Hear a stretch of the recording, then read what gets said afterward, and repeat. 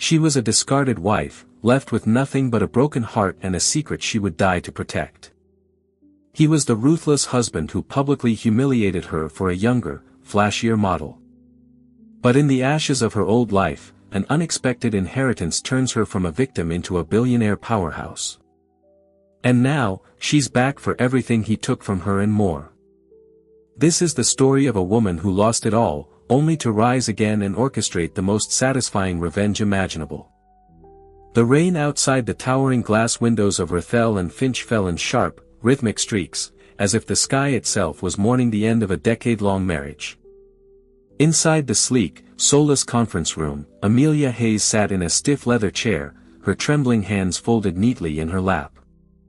The table before her was a vast expanse of polished mahogany, littered with crisp stacks of legal papers. Her eyes blurred as she stared at the bold black letters, Final Dissolution Agreement. Across from her sat Adrian Cole, once her husband, once the man who whispered, "Forever," into her ear. Today, he looked more like a magazine spread than a human being. His Tom Ford suit hugged his tall frame with arrogant precision, and his hair was styled to perfection. Not a single strand dared to rebel. Draped around his arm like an expensive accessory was Chloe, the woman who had replaced Amelia. Chloe was everything Amelia was not, or so the world believed. Youthful, dazzling, with skin that glowed under the sterile fluorescent lights. She wore a cream cashmere sweater, tailored trousers, and heels sharp enough to slice through pride. On her wrist glittered a rose gold Audemars Piguet watch, catching every beam of light as if it existed solely to flaunt wealth. She wasn't looking at the divorce papers. She was too busy admiring her own reflection in the watch's diamond-studded face. Adrian leaned back, smirking, his arm tightening around Chloe's shoulders. His voice was calm, but the condescension in his tone cut deeper than any blade. "Let's not drag this out, Amelia. Some of us have a 2 o'clock tea time."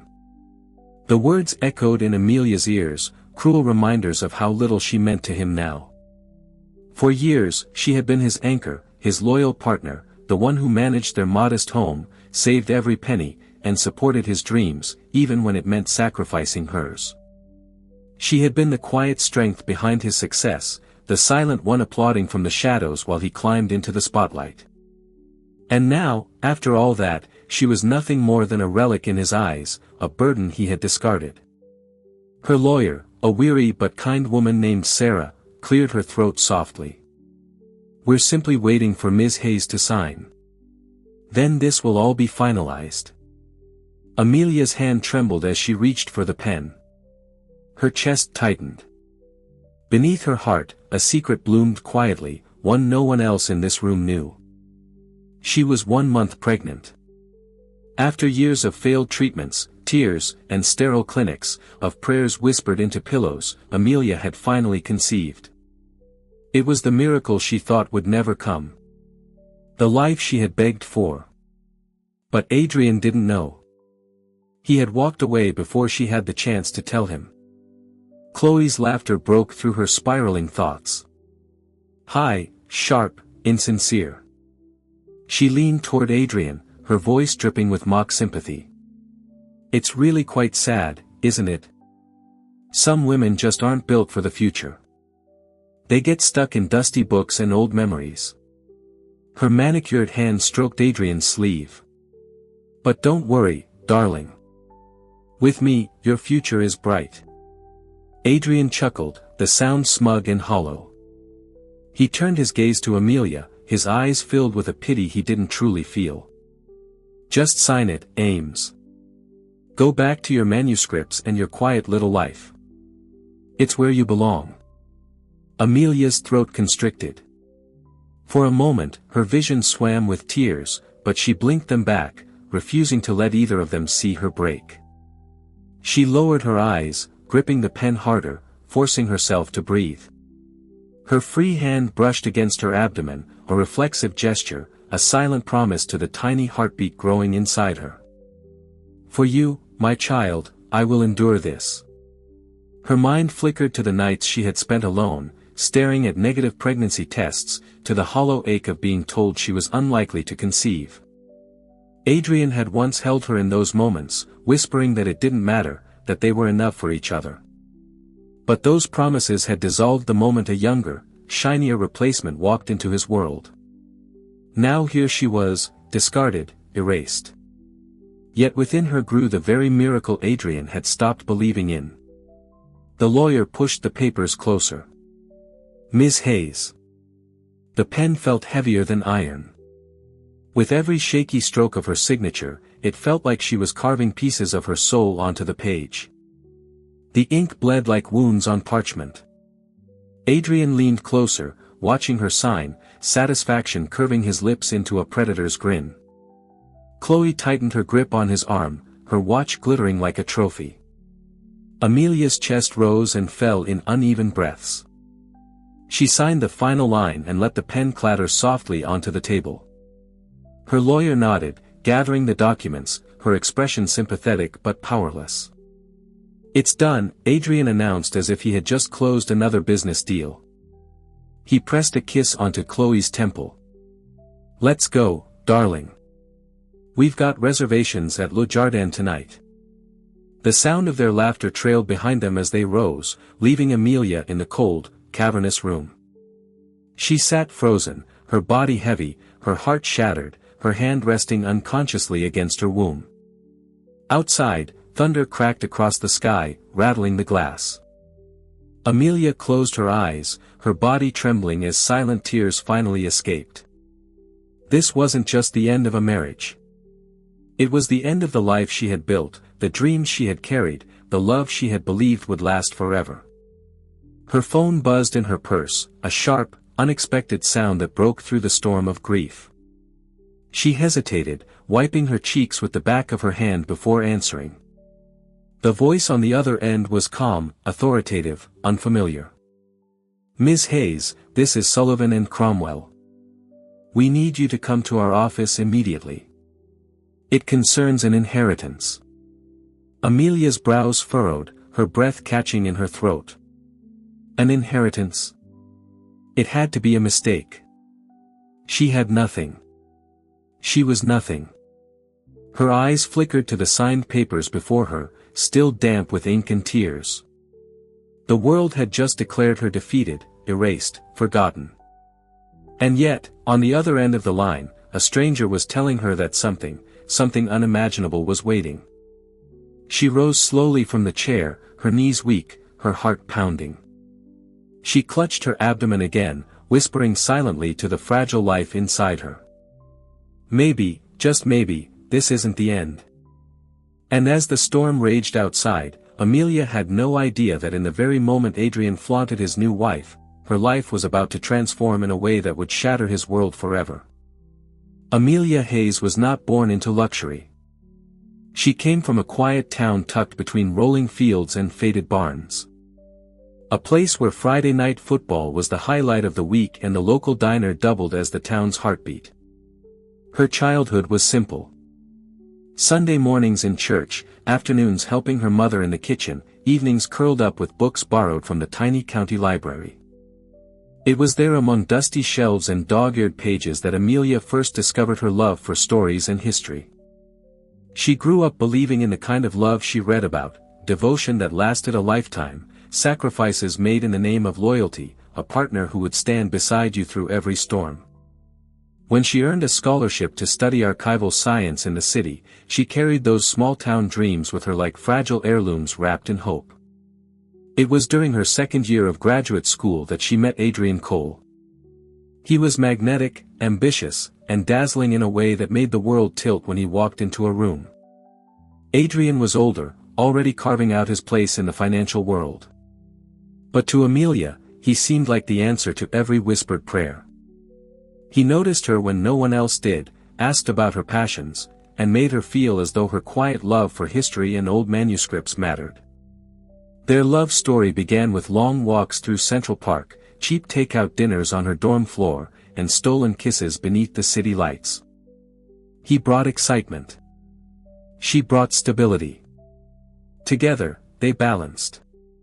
At least that's what Amelia believed. Years later, when they stood at the altar, Amelia thought she had found her forever. Her dress was modest but beautiful, her vows trembling but sincere. Adrian had whispered promises of building an empire together, of growing old side by side. She believed him. She built her world around him. But their marriage carried a shadow Amelia hadn't anticipated: infertility. For years, the couple tried. Negative test after negative test, appointment after appointment, each result cutting deeper than the last. Amelia cried silently into her pillow while Adrian turned away, claiming exhaustion from work. At first, he held her, assured her they had time. But as months bled into years, his patience thinned, his reassurances grew colder, shorter, edged with frustration. Amelia bore the shame alone. Every baby shower invitation that arrived in the mail felt like a cruel reminder. Every photo of friends with children left a hollow ache in her chest.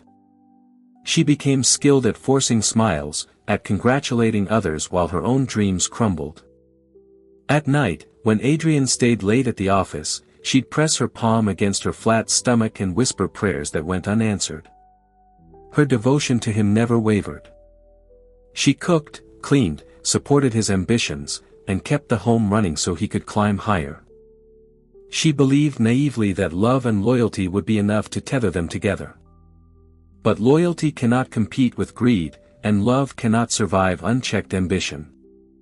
Slowly, Adrian changed. The man who once brought her wildflowers from a street vendor began bringing excuses. His phone calls grew shorter. His nights away grew longer. He said it was business, meetings, obligations. Amelia wanted to believe him. She wanted to believe the marriage she fought so hard to protect wasn't crumbling beneath her feet. The truth unveiled itself cruelly, like a blade slipped between ribs. A perfume that wasn't hers on his collar. A whisper of laughter on a voicemail not meant for her. A receipt for dinner for two at a restaurant she had never been invited to.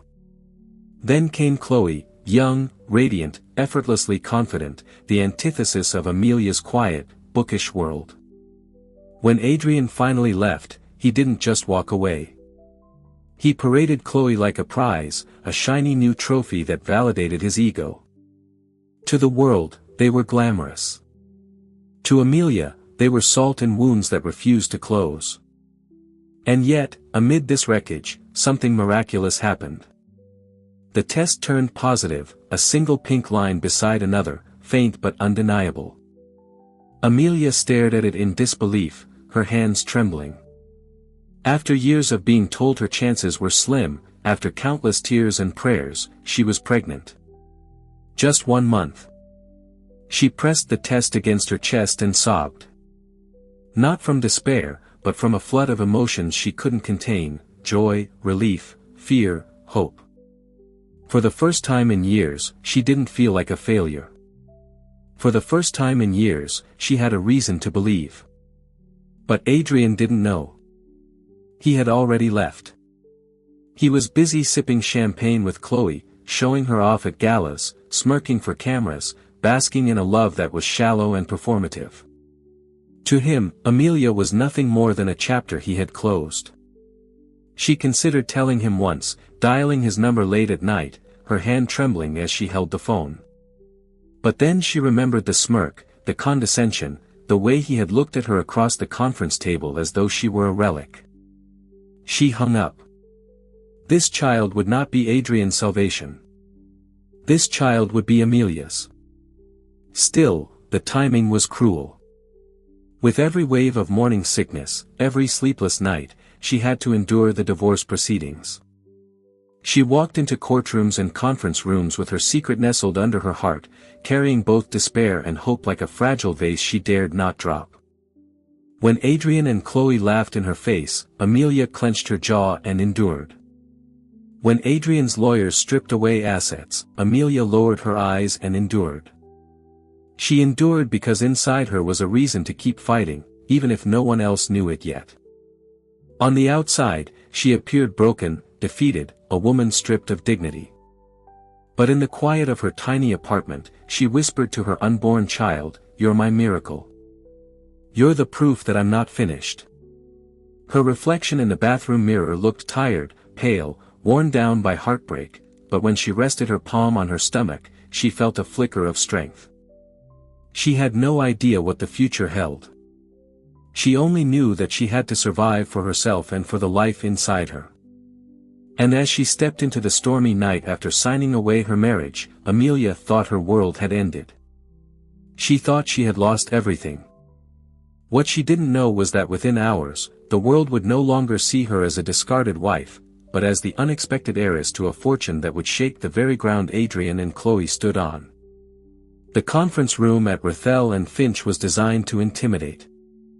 Every inch of it screamed power and money. The walls were paneled with dark oak. The table was a massive slab of mahogany polished to a mirror finish. And the floor was so spotless it reflected the overhead lights like glass. It was the kind of room where fortunes were divided, empires decided, and lives dismantled with a flick of a pen. For Amelia Hayes, the room felt less like a place of law and more like an execution chamber. The sterile air smelled faintly of leather and carpet cleaner, a scent that made her stomach turn. It was not just morning sickness. It was dread, a dread so thick it seemed to settle in her lungs. She sat at one end of the table, her chair slightly lower, her presence dwarfed by the towering windows and the vastness of the space.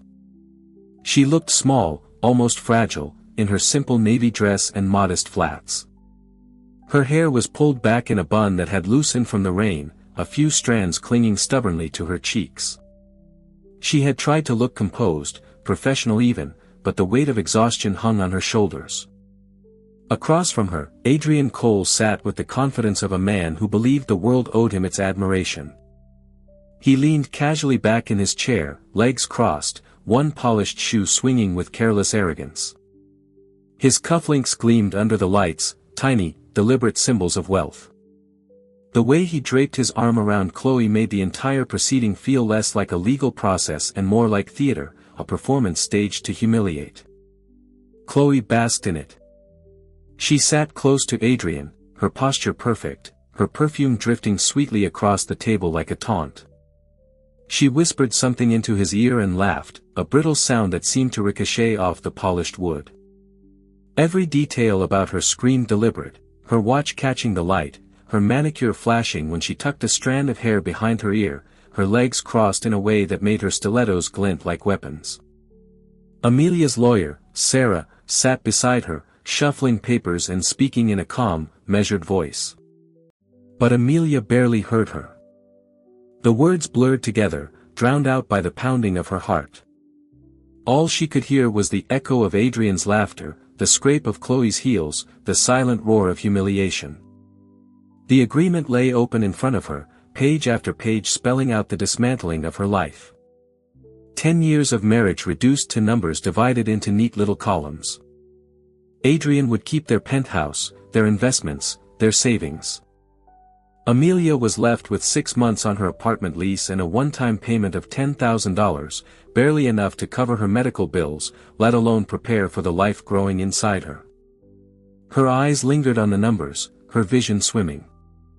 She swallowed hard, her hand instinctively brushing against her stomach under the table. They didn't know. Neither Adrian nor Chloe had any idea that she was pregnant. The secret sat inside her like a fragile flame, and she held her breath, terrified it might be extinguished. Adrian's lawyer, a slick man in a gray suit, cleared his throat. "If we can proceed, Ms. Hayes, it would be best to finalize this quickly." Adrian smirked, leaning forward. "Yes, Amelia, let's not waste everyone's time. You've always been practical. I'm sure you'll understand this is for the best." For the best, the words sliced through her. Best for him, perhaps. Best for Chloe, who twirled her diamond bracelet as if she had already won the spoils.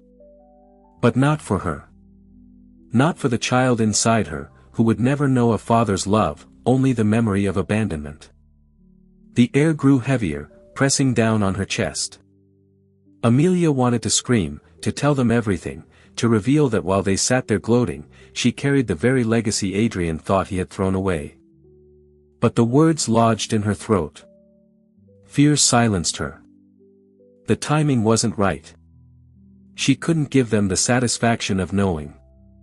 Sarah leaned closer, her voice gentle. Amelia, it's time. The pen slid toward her across the table. Its metallic barrel gleamed cold and unforgiving. Amelia picked it up with trembling fingers. She looked down at the empty line waiting for her signature. The line that would sever her from the man she once loved, the life she once believed in. Adrian leaned forward, his gaze fixed on her. Chloe's hand stroked his sleeve, her smile smug. The room seemed to shrink, the walls pressing in, the weight of their stares suffocating.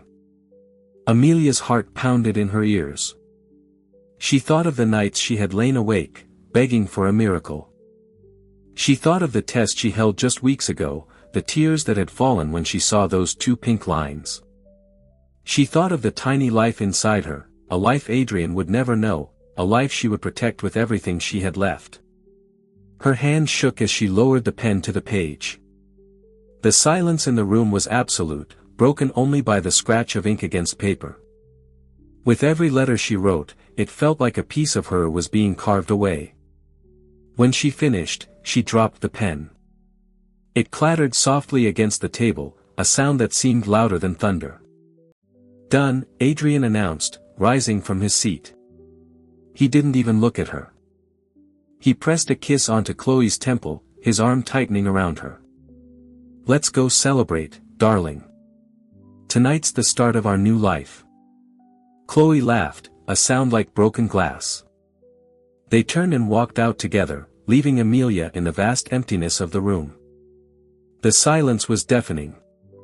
Amelia sat frozen, staring at the papers, her hand pressed against her abdomen. Her chest rose and fell in shallow, uneven breaths. Tears slipped down her cheeks unchecked. Outside, the storm raged. Lightning illuminated the windows, thunder shaking the floor. The city beyond seemed cold, unwelcoming, indifferent. Amelia closed her eyes, her fingers curling protectively around her stomach. She whispered to the life within her, her voice breaking. I'm so sorry, but I promise I'll find a way. She pushed herself slowly to her feet, her legs unsteady. The room tilted, the weight of grief and exhaustion pressing down on her like an anchor.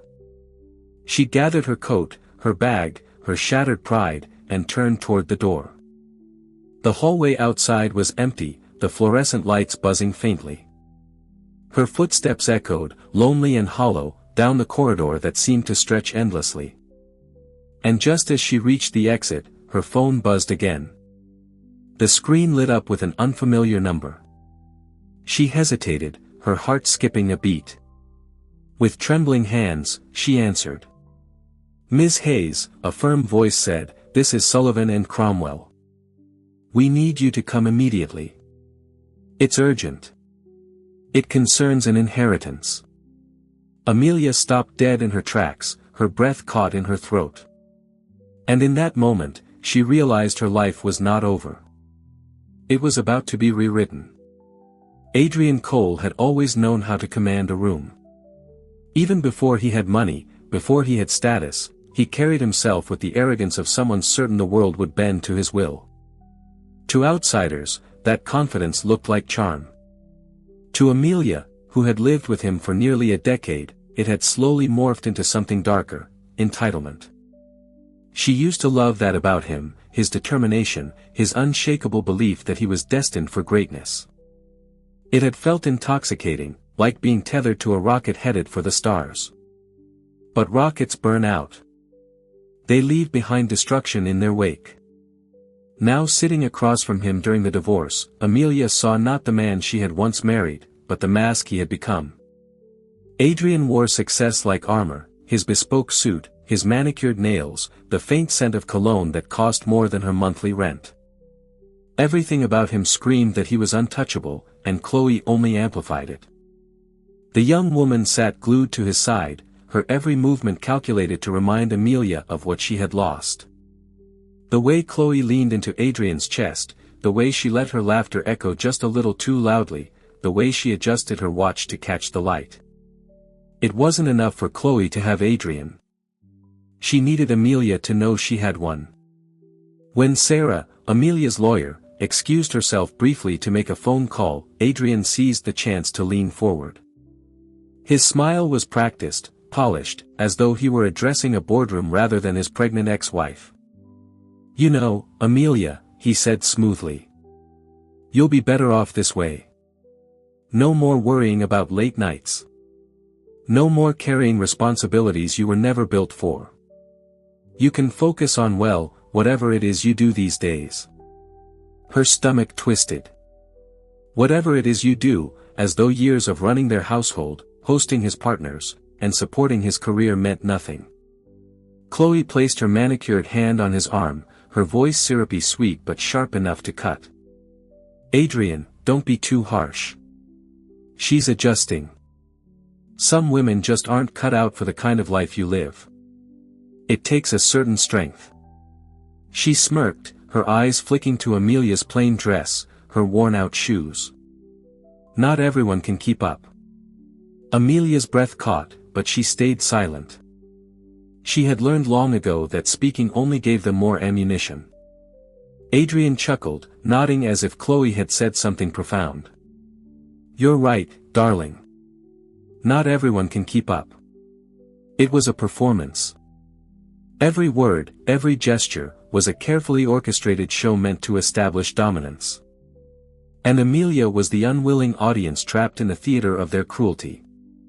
She wanted to scream that she was carrying his child.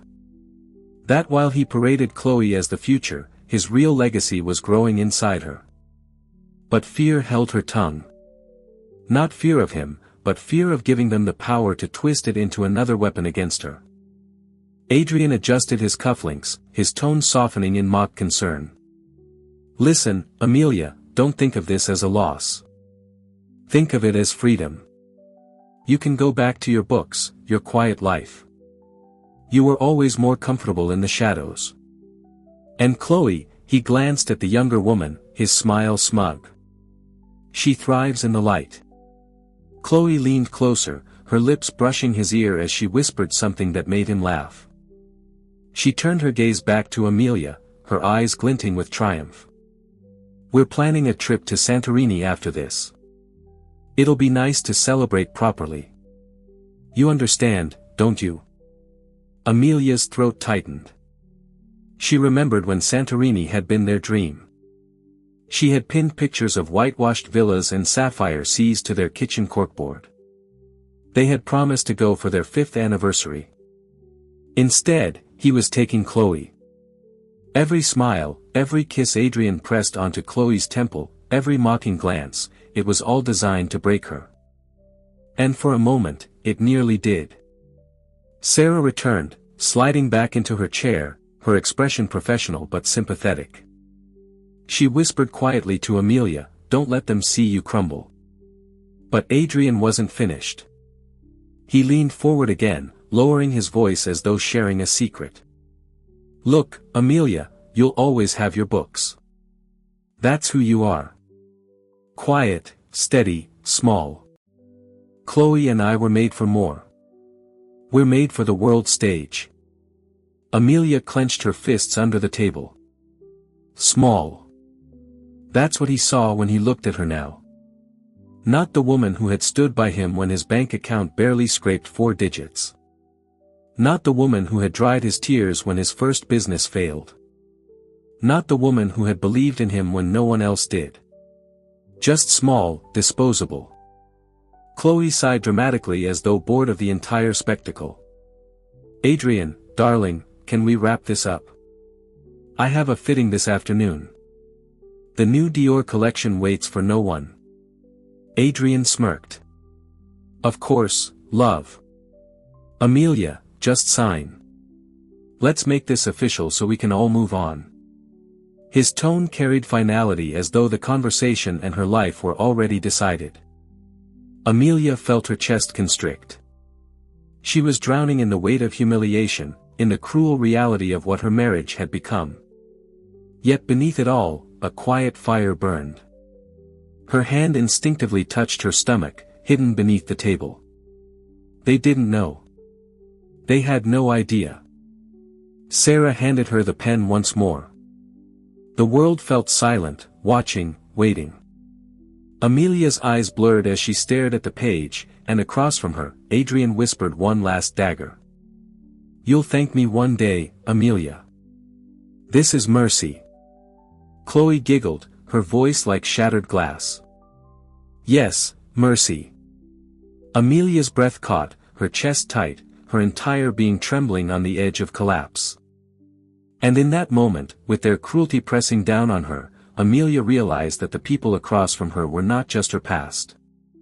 They were the storm she would one day have to destroy.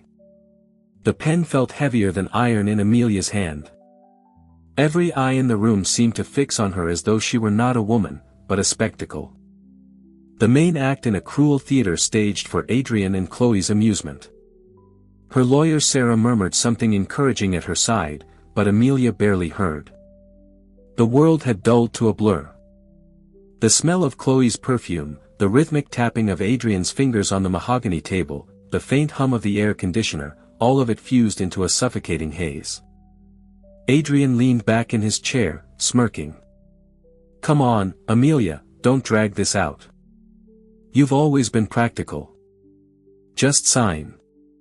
It's the smartest thing you'll ever do."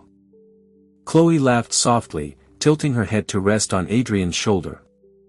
"Yes, darling, let her be free. After all, we don't want her clinging to something that's long gone." She adjusted her diamond bracelet so it caught the light, her gaze landing squarely on Amelia's trembling hands. Amelia swallowed hard. Her throat was dry, raw from holding back tears. She wanted to scream, to slam the pen down and shout the truth, that she was pregnant, that she carried Adrian's child, that while they mocked her as a relic, his real legacy beat within her. But she couldn't. Not here. Not now. Her chest tightened. Beneath the table, her free hand pressed against her stomach, a protective gesture only she understood. The life inside her was too new, too fragile to be revealed in the middle of this battlefield. For now, it was her secret, her silent strength. The paper before her blurred as her eyes filled.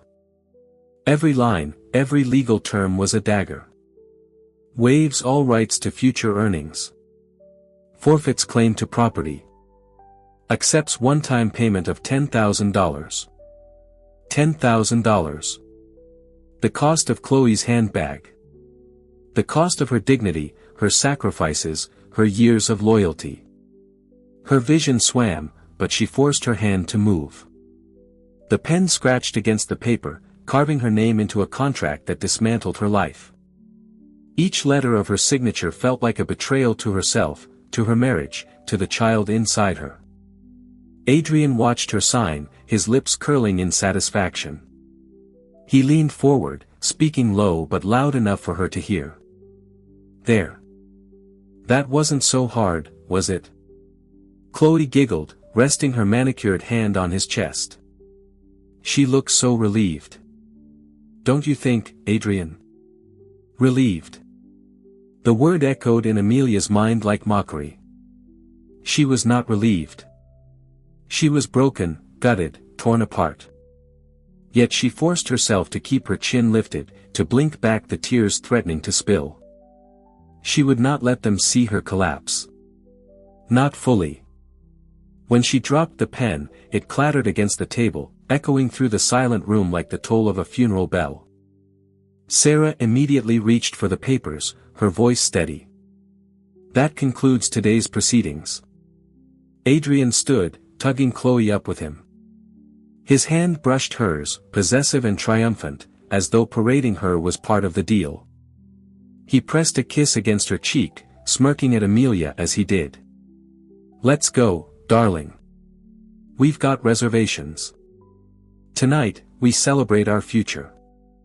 Chloe laughed, high and sharp.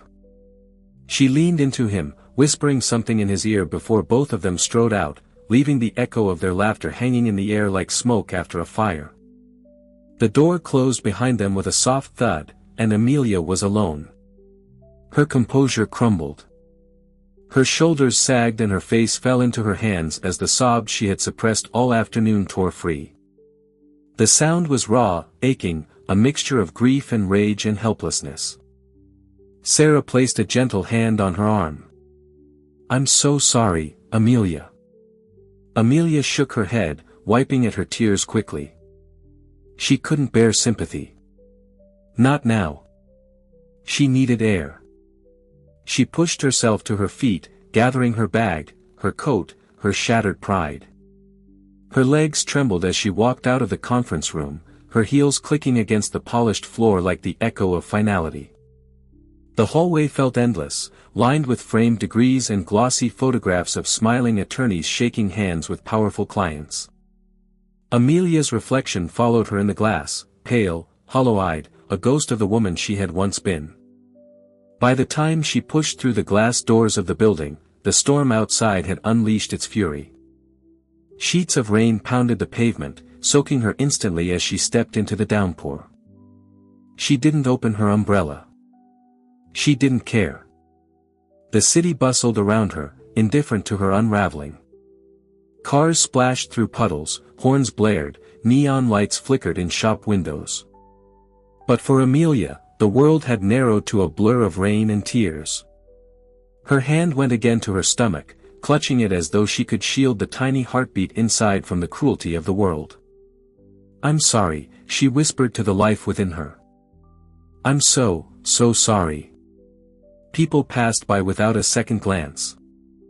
A businessman rushing to hail a cab, a couple laughing under a shared umbrella, a mother tugging her child along.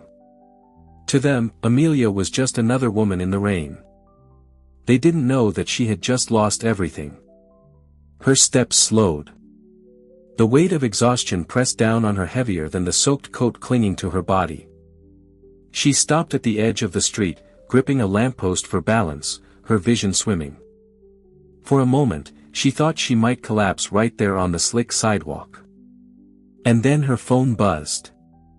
The vibration cut through the storm, sharp and insistent. Amelia fumbled for it with trembling hands, nearly dropping the device as she pulled it from her purse. The screen lit up with an unfamiliar number. Her breath caught. She almost ignored it. Another bill collector, perhaps, another reminder of how little she had left. But something in her gut urged her to answer. She pressed the phone to her ear. "Hello." A voice, firm and authoritative, responded immediately. "Ms. Hayes, this is Sullivan and Cromwell. We need you to come to our office at once. It's urgent. It concerns an inheritance." Amelia froze, raindrops streaming down her face. "Inheritance?" Her voice cracked with disbelief. "Yes, please come immediately. It cannot wait." Her heart pounded. She looked around at the rain-slick streets, the blur of strangers passing her by, the neon lights reflecting in puddles. Nothing in her world made sense anymore. She had signed away her marriage, lost her dignity, and walked out of that conference room believing she had nothing left. And now a stranger was telling her that something unimaginable was waiting for her. Her hand went again to her stomach, her tears mixing with the rain. And as she stood trembling in the storm, Amelia realized that maybe, just maybe, the story wasn't over. It was only beginning. The storm did not let up. Rain lashed against Amelia as if the heavens themselves were determined to wash her from the earth. She stumbled down the slick sidewalk, her coat plastered to her skin, her shoes ruined, her hair a tangled mess. People hurried past, some glancing at her, but quickly looking away. To them, she was just another drenched figure in the chaos of the city. To Amelia, she was nothing more than a shadow, someone erased, discarded, forgotten. Her phone still buzzed faintly in her pocket from the missed call. Sullivan and Cromwell, an inheritance.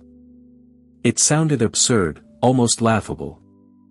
Her life had just been dismantled before her very eyes. What inheritance could possibly change that? But exhaustion drowned out even the flicker of curiosity. All she could think about was the ache in her chest, the crushing weight of loss, the cruel echo of Adrian's laughter ringing in her ears. She ducked into the awning of a closed cafe, collapsing onto the cold step. Her hands trembled as she buried her face in them, sobs breaking free. The sound was ragged, unrestrained. The sound of a woman who had hit rock bottom. Memories swirled. Adrian's vows on their wedding day. Whispered promises of forever. The night she had held him when his ambitions faltered. The first time they had talked about children, both of them dreaming of the family they would one day build. And then the years of disappointment, the cruel emptiness of infertility.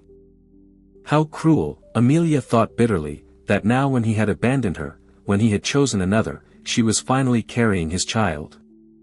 The miracle she had begged for had arrived too late to save them. Her hand went instinctively to her stomach, clutching it protectively. "I'm so sorry," she whispered to the life inside her. "I don't know how I'm going to do this. I don't know if I can." Her tears blurred the neon lights across the street, turning them into streaks of color against the storm. The city roared around her, indifferent to her pain. She thought of the future and felt nothing but dread. How could she raise a child on her meager archivist's salary? How could she pay for rent, for food, for doctor's visits? $10,000, the pitiful settlement Adrian had offered, would vanish in months. What then? Would she end up homeless, clutching her baby in some shelter, while Adrian and Chloe sipped champagne in Santorini? The thought gutted her. She pulled her knees to her chest, rocking slightly, desperate for comfort that wouldn't come. She heard her mother's voice in her memory, "You're stronger than you think, Amelia." But was she? At this moment, she felt anything but strong. She felt small, broken, like a leaf tossed by the storm. The wind howled, rattling the cafe sign above her head. Thunder cracked so loud it made her flinch. She closed her eyes, pressing her forehead to her knees. For a terrifying moment, she wished she could just disappear. If she closed her eyes long enough, maybe the pain would fade. Maybe she wouldn't have to face the endless tomorrows filled with judgmental stares and whispered pity. A couple walked by under a shared umbrella. Amelia lifted her head just long enough to see them laughing, leaning into each other, their love a shield against the rain. The sight was like a knife twisting in her chest. That used to be her, walking with Adrian, laughing at nothing, believing they could weather any storm. Now she was alone. Alone except for the tiny, fragile heartbeat inside her. Her sobs quieted into hiccups, her body trembling from cold. She dug through her purse for tissues, but her fingers brushed instead against the folded sonogram tucked carefully in her wallet. She pulled it out, her breath catching.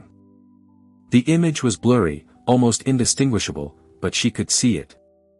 Tiny, miraculous, proof of life, proof that she was not entirely broken. She traced the outline with her finger, tears spilling anew. "I have you," she whispered. "And that has to be enough." But deep down, she wasn't sure it was. The rain slowed to a drizzle, the storm losing its fury. Amelia forced herself to her feet, tucking the sonogram back into her wallet. She began to walk again, each step heavy, her mind numb. She wandered without direction, her body moving on autopilot through streets she barely registered. Eventually, she found herself back at her apartment. The building loomed gray and unwelcoming, its cracked bricks and flickering lights a stark contrast to the luxury Adrian and Chloe flaunted. She climbed the stairs slowly, each step an effort, and unlocked her door. The apartment smelled faintly of lavender from the candle she had left burning earlier. It was small, sparsely furnished, but it was hers, or at least it had been until the lease ran out in 6 months. She kicked off her soaked shoes, peeled away her wet coat, and collapsed onto the couch. Silence pressed in. No laughter, no footsteps, no voice calling her name. Just silence. She curled into a ball, clutching her stomach, and let the tears fall freely once more. Hours slipped by unnoticed, the room growing darker as night fell. She didn't turn on the lights. She didn't move. She simply lay there, drowning in grief. At some point, her phone buzzed again. She ignored it. Probably another bill, another reminder of everything she couldn't handle. She turned her face into the cushion, wishing the world would leave her alone. But the phone buzzed again and again. Persistent. With a groan, she reached for it, her vision blurry as she read the notification, voicemail from Sullivan and Cromwell. Her heart stuttered. She sat up slowly, pressing the phone to her ear. The voice from earlier filled the room, steady and calm. "Ms. Hayes, this is Sullivan and Cromwell. Please, it is imperative that you come in tomorrow morning. This concerns an urgent inheritance matter. It cannot be delayed." The message ended, leaving silence once more. Amelia sat frozen, the phone clutched in her hand. Inheritance. The word echoed in her mind, impossible to believe. She had no rich relatives. No one in her family had ever had money, let alone enough to warrant the involvement of one of the most prestigious law firms in the city. It didn't make sense. And yet, something about the man's voice had carried weight, urgency, authority. This wasn't a prank. This wasn't a mistake. Her chest tightened, not with grief this time, but with something foreign, something she hadn't felt in months. Hope. She looked down at her stomach, her hand resting gently over it. Maybe this is the answer, she whispered. Her reflection in the darkened window caught her eye. She looked pale, broken, fragile. But behind her tear-streaked face, her eyes glimmered with the faintest spark. And as she clutched her stomach in the silence of her apartment, Amelia realized that tomorrow might not be another day of loss. It might be the day her life changes forever. The next morning, Amelia Hayes stood before the towering glass facade of Sullivan and Cromwell. The building loomed over the city like a monument to power, its marble columns and gleaming windows catching the morning light. She had passed this skyscraper countless times on her way to work, always staring up in awe. To her, it was a place for the elite, for corporations, billionaires, dynasties. Never, not in her wildest dreams, had she imagined walking through its doors for herself. Her heart pounded as she entered the lobby. The floors were polished marble, the ceilings high and adorned with chandeliers that seemed to belong in a palace.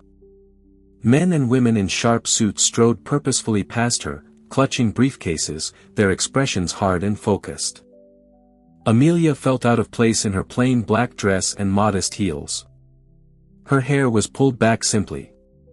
She looked like what she was, a discarded wife with nothing left. Except something had brought her here. She clutched her bag tightly, reminding herself of the voicemail. The man's voice had been clear, insistent, urgent inheritance matter. The words repeated in her mind like a mantra, carrying her forward when her legs threatened to give out. At the front desk, a receptionist greeted her with a professional smile.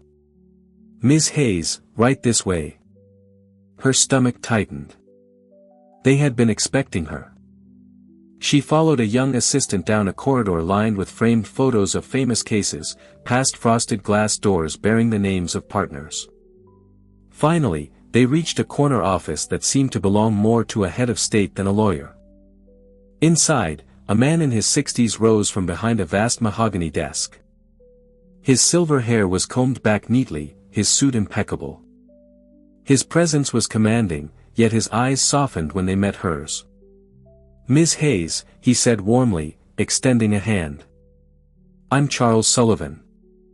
Amelia shook his hand, her own clammy and trembling. "You don't understand why I'm here." He gestured for her to sit.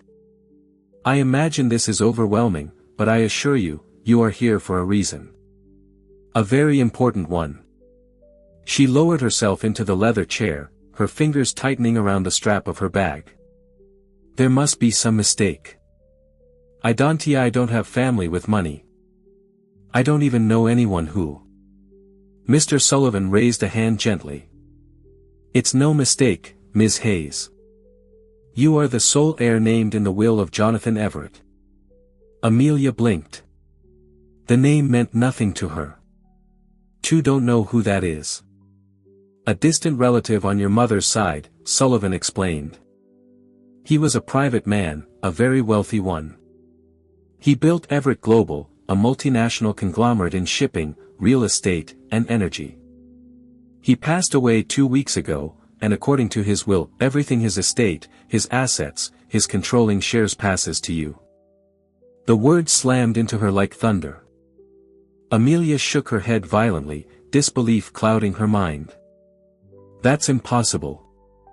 I'm no one. Why would he leave anything to me?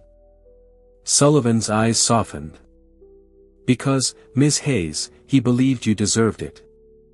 I can only share what the will states. To Amelia Hayes, I leave my fortune because she represents the quiet strength that this family has long forgotten. Her breath caught. Quiet strength. The phrase lingered, echoing in her chest. Sullivan continued, sliding a thick folder across the desk. You now control Everett Global. Your net worth is estimated in the billions. This will change your life, Ms. Hayes. Permanently. Billions. The word felt foreign. Surreal. Amelia stared at the folder as though it might vanish if she blinked too hard. She thought of her tiny apartment, the pitiful $10,000 Adrian had thrown her way. The nights she had spent calculating how to afford diapers and formula. And now this man was telling her she was wealthier than the very people who had humiliated her. Her hand trembled as she reached for the folder. She opened it, scanning numbers so large they made her dizzy. Properties around the world, bank accounts with more zeros than she could count, entire corporations under her control. Her vision blurred with tears. I don't know what to say. You don't have to say anything, Sullivan replied gently. All you have to do is sign the acceptance documents. Once you do, the company and the estate are officially yours. Her mind spun. She thought of Adrian and Chloe walking out of that conference room like victors. She thought of Adrian's smug voice declaring she was small, irrelevant, destined to live in the shadows. She thought of Chloe's cruel laughter, her dismissive smirk. And she thought of the child growing inside her. The miracle Adrian would never know. A future she had once feared she couldn't provide, now suddenly secure beyond measure. For the first time in months, Amelia felt something ignite inside her. Not despair, not grief. Power. Her hand steadied as she took the pen Sullivan offered. The moment was surreal, almost dreamlike, as she pressed the nib to the page and began to sign. Each stroke of her signature felt like a rebirth. When she finished, Sullivan nodded with satisfaction. Congratulations, Ms. Hayes. You are now the head of Everett Global. The words hung in the air, shimmering like sunlight breaking through clouds. Amelia exhaled, her body trembling, tears sliding down her cheeks. She pressed a hand to her stomach, whispering silently to the life within her. You'll never want for anything. Not ever. Outside the office window, the city sprawled beneath her like a kingdom she had unknowingly inherited. And somewhere in that same city, Adrian and Chloe were sipping champagne, completely unaware that the woman they had discarded had just become the most powerful person they would ever know. And as Amelia walked out of Sullivan's office, documents in hand, she knew one thing with absolute certainty. The next time Adrian saw her, he would no longer recognize the woman he had left behind. The days that followed felt like living inside a dream. Amelia Hayes, who had walked out of a sterile conference room broken and humiliated, now woke each morning to find her name on the cover of legal documents worth billions. Her phone buzzed constantly with calls from bankers, executives, and advisors, all addressing her as Ms. Hayes, chairwoman of Everett Global. At first, she struggled to process it. She was still the woman who made tea in chipped mugs, who lived in a modest apartment, who cried herself to sleep on a sagging couch. Yet, the world had shifted around her. People who once ignored her now stood when she entered the room. Doors that had always been locked were thrown wide open. Charles Sullivan guided her carefully, explaining each step with patience. This isn't just money, Amelia. This is power. You have resources most people can't even imagine. The question is, what do you want to do with it? What did she want? For so long, her life had been about survival, about holding together a marriage that crumbled in her hands. But now, with this fortune, with this company, with this miracle child, she realized she didn't just want to survive. She wanted to rise. The transformation began quietly. Amelia stood in front of her mirror one morning, staring at the tired woman who looked back at her. Pale skin, hollow eyes, hair pulled back in a messy bun. She barely recognized herself. Slowly, she reached for a brush, smoothing her hair until it gleamed. She applied makeup with careful hands, soft foundation, a touch of blush, a bold red lipstick she had once thought too daring. When she slipped into the tailored navy dress Sullivan's assistant had chosen for her, the woman in the mirror looked different, stronger, sharper. Not the broken wife Adrian had discarded. Someone new. Someone reborn. Her makeover extended beyond appearances. She began studying Everett Global, poring over reports late into the night. She asked questions, challenged assumptions, and to the surprise of the board, demonstrated a sharp, intuitive mind. She wasn't a figurehead. She wasn't a puppet. She was ready to lead. Still, the memory of Adrian and Chloe haunted her. Their smug laughter, their cruel words, the way they had walked out of that room as if they had won. For days, those images had burned in her mind like scars. But now they fueled her. Every step she took, every decision she made was one step closer to the day she would face them again. And she knew exactly where it would happen. The annual Everett Global Gala, a glittering event attended by the city's most powerful. Adrian and Chloe, desperate social climbers, would certainly be there. They thrived on attention, on rubbing shoulders with the elite. But this year, the spotlight wouldn't belong to them. It would belong to Amelia. Preparation became a ritual. She hired a stylist, a woman named Lena, who had dressed senators and CEOs. Together, they crafted a look that was both elegant and commanding, a black velvet gown that hugged her figure, its neckline sharp and regal, diamond earrings that caught the light with every movement. Her hair was swept into waves that framed her face with timeless glamour.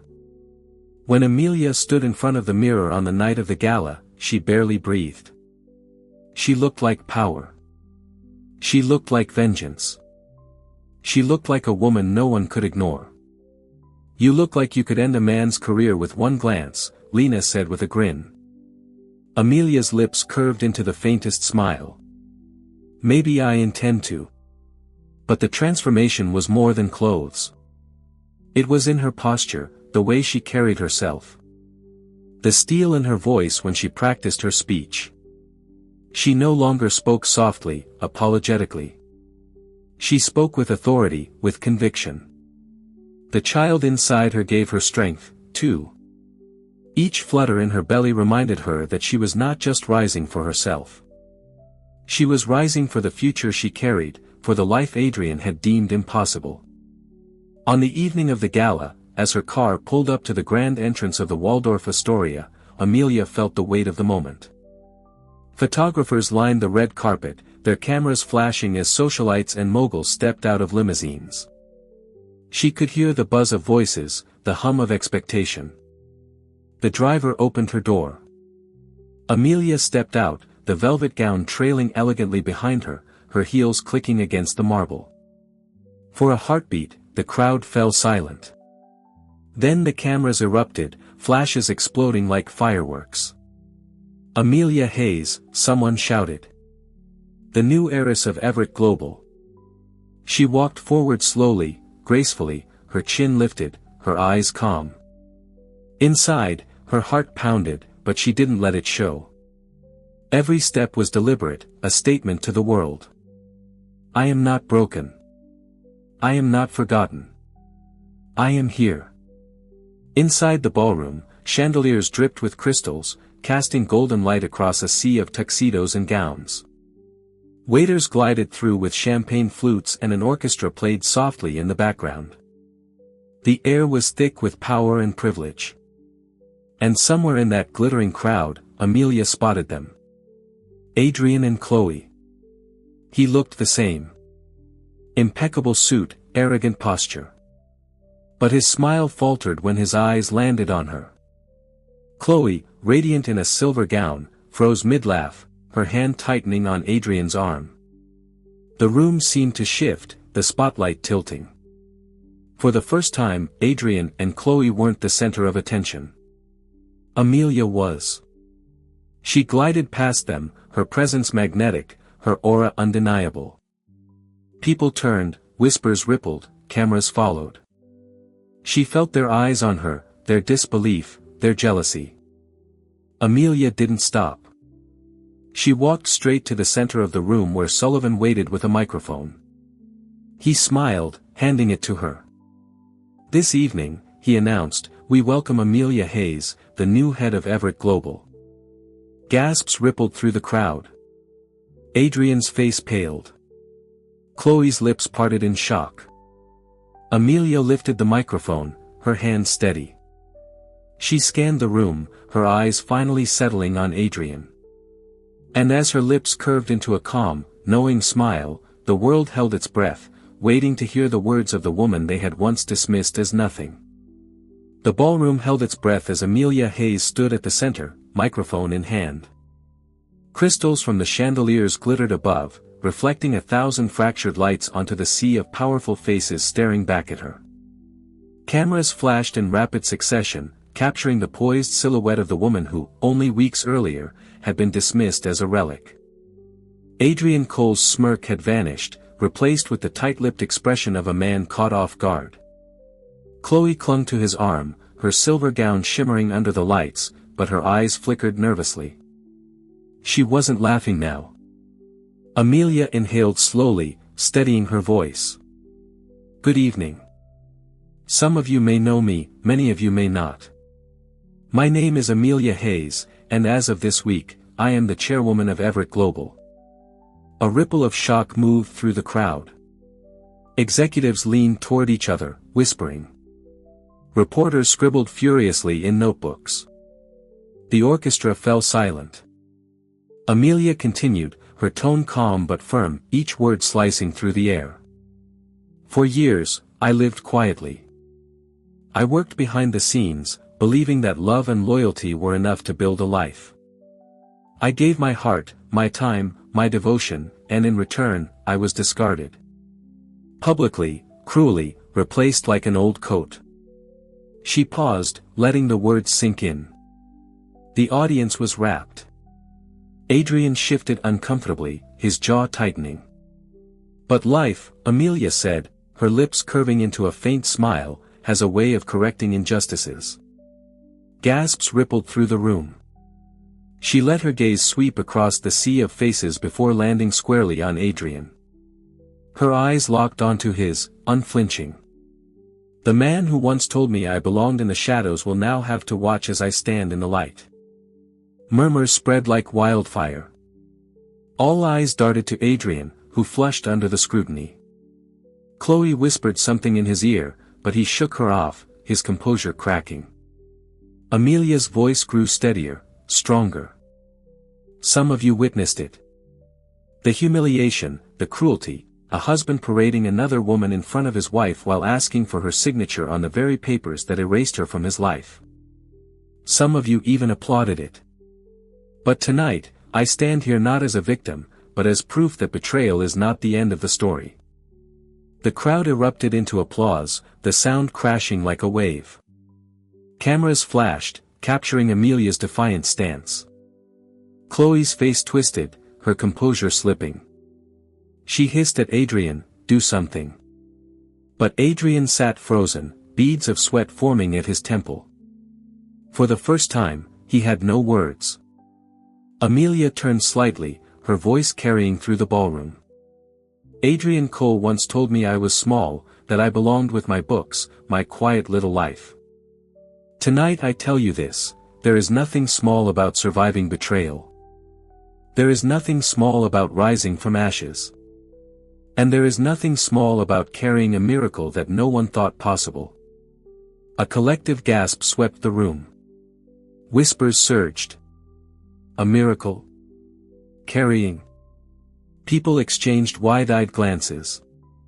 Adrian's head snapped up, his eyes narrowing. "Amelia," he began, but his voice cracked. Amelia raised her hand, silencing him. "Yes, Adrian. While you paraded Chloe through restaurants and courtrooms, while you stripped me of everything I owned, I carried the very legacy you thought you destroyed. I am pregnant with your child." The room exploded. Gasps, shouts, flashes from cameras so bright they blinded. Reporters surged forward, microphones raised, questions flying. Adrian's face drained of color, his mouth opening and closing soundlessly. Chloe's hand slipped from his arm as she staggered back, horror etched across her features. Amelia stood tall, her hand resting protectively over her stomach. Her voice was clear, unwavering. "And unlike the cruelty I endured, this child will know love.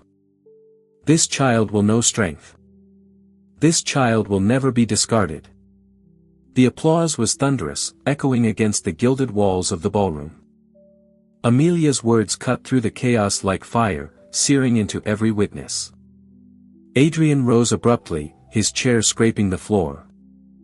This is outrageous," he shouted, his voice trembling. "She's lying. This is manipulation." But the crowd wasn't convinced. Too many had seen his arrogance, his public cruelty. Too many had witnessed Amelia's quiet endurance. Now, seeing her reborn in power, her words rang with undeniable truth. Chloe grabbed his arm desperately. "Adrian, stop." But it was too late. A reporter shouted from the crowd, "Mr. Cole, care to comment on abandoning your pregnant wife for another woman?" Cameras surged toward him. Microphones were shoved into his face. The questions grew sharper, harsher. "Did you know she was expecting? How do you respond to allegations of cruelty? What does this mean for your reputation?" Adrian stumbled, his mask of confidence shattering. He tugged Chloe toward the exit, his once proud posture reduced to a frantic scramble. The crowd followed, their questions biting like teeth. Chloe's face twisted in fury, her whisper loud enough for those nearby to hear. "You told me she was nothing." Adrian snapped back, "Shut up." The spectacle was complete. The once smug couple fled under the flashing lights, their humiliation laid bare for the entire elite of the city to witness. Amelia watched them go, her expression calm, almost serene. The crowd turned back to her, their applause rising again. She nodded graciously, her hand resting on her stomach. In that moment, she wasn't just a woman wronged. She was a symbol, a testament to resilience, to justice, to the quiet strength that could no longer be ignored. And as the orchestra struck up again, the gala transformed into a celebration not of wealth or power, but of survival and rebirth. But Amelia knew the story wasn't finished. This was only the beginning. Because while Adrian and Chloe fled into the night, their downfall had only just begun, and the cruelest twist of fate still waited for them. The fallout from the gala was immediate and merciless. By the next morning, headlines screamed across every newspaper and digital feed. Discarded wife revealed as heiress, ex-husband humiliated at gala. Adrian Cole exposed, abandoned pregnant wife for socialite mistress. Power shifts, Amelia Hayes takes control of Everett Global. The photos were damning. Adrian's pale, panicked face as microphones were shoved toward him. Chloe's twisted grimace as she hissed at him under the glare of flashing lights. And Amelia, serene, poised, radiant in black velvet, her hand resting protectively on her stomach. Within days, Adrian's world began to crumble. His clients, wary of the scandal, pulled their contracts. His business partners, disgusted by his treatment of Amelia, cut ties. The financial empire he had tried so desperately to build collapsed like a house of cards. Worse still, the personal blow came swiftly. Only weeks after the gala, Adrian and Chloe sat in a sterile white doctor's office. Chloe clutched Adrian's hand, her usual bravado gone, her face pale as the physician delivered the news with clinical detachment. "I'm sorry, Ms. Bennett. You will not be able to have children. Your condition is irreversible." The words hung heavy in the air, suffocating. Chloe's nails dug into Adrian's skin. Her wide eyes brimmed with disbelief. "No, no, that's not possible. Run another test. There has to be a mistake." But there was no mistake. The truth was final. Chloe fled the office in tears, her sobs echoing down the corridor. Adrian sat frozen, the doctor's words echoing in his ears. The irony was cruel, almost biblical. The man who had abandoned a wife he thought was barren for a younger, brighter future had bound himself to a woman who could never give him the legacy he craved. Meanwhile, Amelia's life blossomed. At Everett Global, she proved herself not only capable, but visionary. She sat at the head of the boardroom table, the same kind of polished mahogany surface where she had once been humiliated, and commanded respect. Executives who had once doubted her found themselves awed by her clarity, her quiet determination. She didn't just inherit wealth. She wielded it with grace. But it wasn't only power that defined her new life. It was peace. She decorated a nursery in her apartment, painting the walls a soft shade of yellow, setting up a crib near the window where sunlight streamed in. Every night she stood by that crib, her hand on her stomach, whispering promises to her unborn child. "You will never feel unwanted. You will never be told you are small. You will grow up knowing that your mother fought for you and that you were worth every battle." She no longer cried herself to sleep. She no longer doubted her worth. The betrayal that once haunted her had transformed into fuel, into strength, into purpose. And though Adrian tried to call, tried to beg, tried to twist the narrative back in his favor, Amelia never answered. She didn't need to. His downfall was complete, and hers was the sweetest victory, silence. The final confrontation came unexpectedly. Amelia was leaving her office one evening when she saw him waiting by the curb. Adrian looked nothing like the man she remembered. His suit was wrinkled, his hair unkempt, his eyes hollow with sleepless nights. He stepped forward, desperation etched across his face. "Amelia, please," he begged, his voice breaking. "I made a mistake. I didn't know about the baby, about everything. I was wrong. I see that now. Please, just give me another chance." For a moment, Amelia simply looked at him.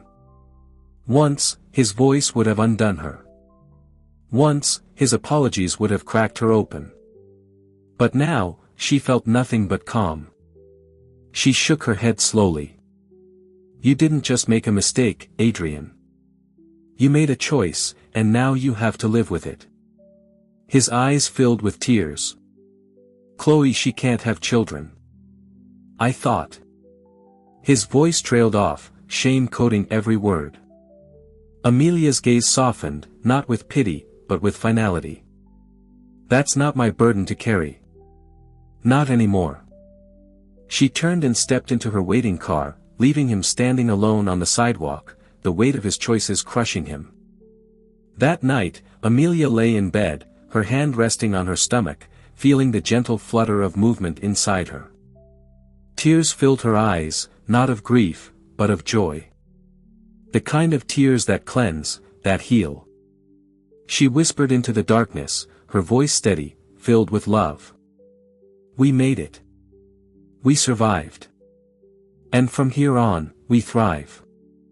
Months later, Amelia stood in the hospital room, cradling her newborn in her arms. The baby's tiny fingers curled around hers, eyes blinking up at her as though recognizing the woman who had fought so hard to bring them into the world. In that moment, every scar, every wound, every betrayal felt worth it. She had lost everything and gained more than she could ever imagine. Her journey was no longer about Adrian or Chloe or revenge. It was about love. It was about strength. It was about proving to herself and to the world that women are never weak when they stand for their own dignity. Outside the hospital window, the city pulsed with life. But inside, Amelia rocked her child gently, her heart overflowing. And as she whispered a final promise to the baby in her arms, Amelia knew with absolute certainty. This was the ending Adrian thought she'd never have, and the beginning of a life more powerful, more beautiful than she had ever dreamed. Years flew by, painted in hues of joy and success. Amelia's daughter, Lily, grew up surrounded by love, strength, and the endless resources her mother had secured for them. She inherited Amelia's quiet intelligence but also her unshakable spirit.